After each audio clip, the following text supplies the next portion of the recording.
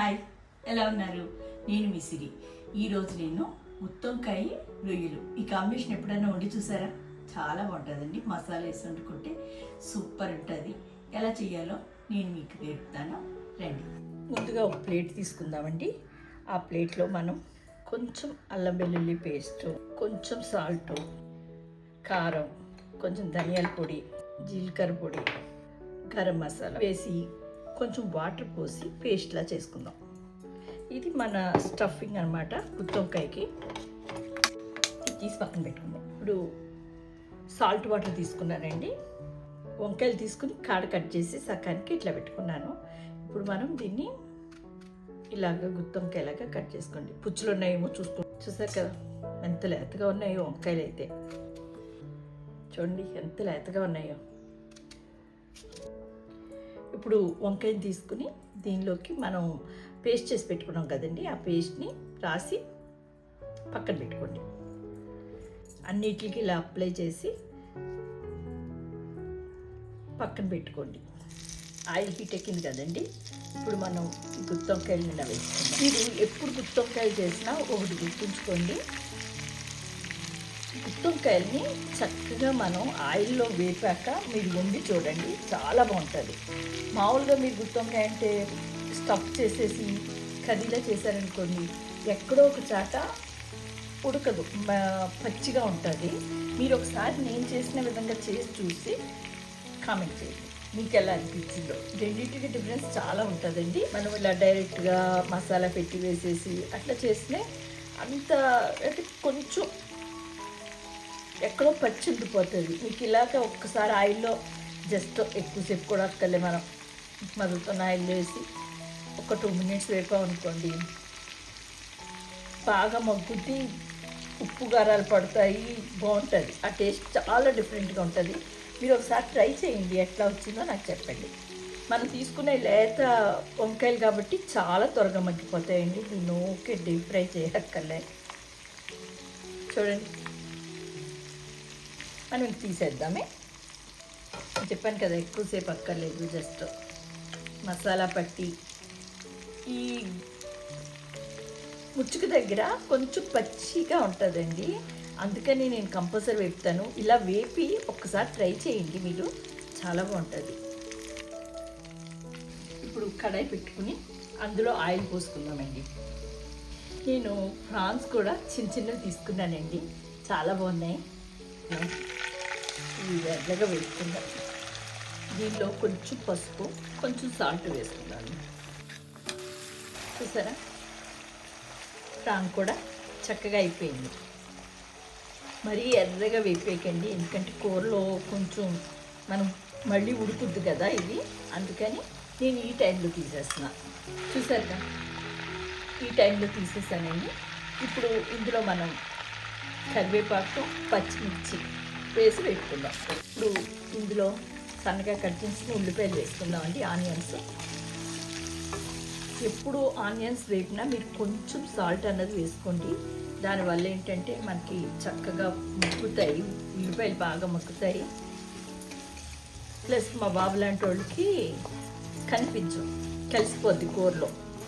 ఇవి కొంచెం ఎర్రగా వేపుకుందామండి. చూసారుగా, మనం ఉల్లిపాయలు వేగిపోయాయండి.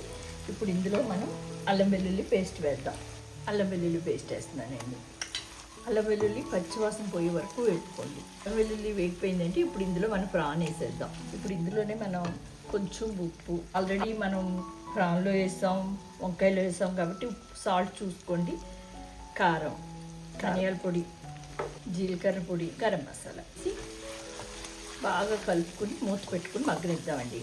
మన ప్రాన్కి మొత్తం ఈ మసాలాలన్నీ పట్టే వరకు మూత పెట్టి మగ్గనిద్దామండి. కాసేపే చాలు, ఆల్రెడీ మనం అవన్నీ ఫ్రై చేసాం కదా, సో అంతసేపు ఉడకక్కర్లేదు. బట్ ఒకసారి మూత పెట్టుకుని మగ్గనిద్దాం. ఒకసారి ఇప్పుడు మూత తీద్దాం. ఆల్రెడీ మనం ఫ్రై చేసాం కాబట్టి ప్రాన్స్ త్వరగా కుక్ అయిపోతాయండి. మనం కొంచెం టమాటా కూడా వేసి మగ్గనిద్దాం. టమాటా వేసి మగ్గనివ్వడం వల్ల ప్రాన్స్కి మంచి టేస్ట్ వస్తుందండి. ఒకసారి మూత తీసి చూద్దామండి. చూసారా ఎంత బాగా కుక్ అయినాయో. ఇప్పుడు ఇందులో కొంచెం వాటర్ పోసుకుందామండి, ఎక్కువ కాదు, జస్ట్. చూసారా కరెక్ట్గా వచ్చింది. సాల్ట్ అన్నీ ఆల్రెడీ మనం ఇవి కుక్ చేసి పెట్టుకున్నాం కదండి, ఫ్రై చేసి పెట్టుకున్నాం కదా వంకాయలు.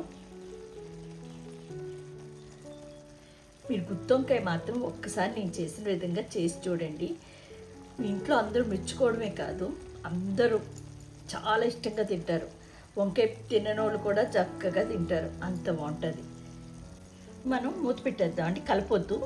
కొంచెం ఇట్లా మగ్గిన తర్వాత మనం అప్పుడు ఒక్కసారి కలుపుతాం, ఎందుకంటే వంకాయలు చెదిరిపోతే బాగోవు కదా, అందుకని. కాబట్టి మీరు ఎప్పుడు వంకాయలు ఇలా కట్ చేసి గుత్తొంకాయ వండాలంటే మట్టికి చాలా తక్కువ కలుపుకోండి. ఇప్పుడు ఒక్క నిమిషం సిమ్లోనే వండండి ఏ కూర అయినా సరే. ఇప్పుడు చూద్దామండి, జాగ్రత్తగా కలుపుకోండి. చూసారా నేను ఎంత జాగ్రత్తగా కలపాల్సి వస్తుందో. కాబట్టి వంకాయలు వెళ్ళేచ్చండి. ఇందులో మనం కొంచెం గరం మసాలా వేసుకుందాం, జస్ట్ చిటికెడు గరం మసాలా వేసాం కదండి. ఇప్పుడు కొత్తిమీర, నేను ఇప్పుడు చెప్తాను కదండి, కొత్తిమీర వేసాక కూడా నేను మగ్గం ఇస్తాను. ఆ కొత్తిమీర అందులో కలిసిపోతేనే బాగుంటుంది నాకు. చూస్తారా ఈ టైంలో మనం మూత పెట్టుకుందాం. మూత పెట్టుకుని కొంచెం సేపు మగ్గని. ఇంకా మన కర్రీ అయిపోయిందండి, ఓపెన్ చేసి చూద్దాం. చూసారు కదా మన కర్రీ అయిపోయిందండి. ఇది రోటీల్లోకి, బిర్యానీలోకైనా కూడా, రైస్లోకి, ఎందులోకైనా చాలా బాగుంటుందండి. మీరు ఒకసారి ట్రై చేయండి, చాలా అంటే చాలా బాగుంటుంది. కుక్ అయిపోయింది కాబట్టి మనం ప్లేటింగ్ చేసుకుందామండి. చూసారా కర్రీ ఎంత బాగుందో.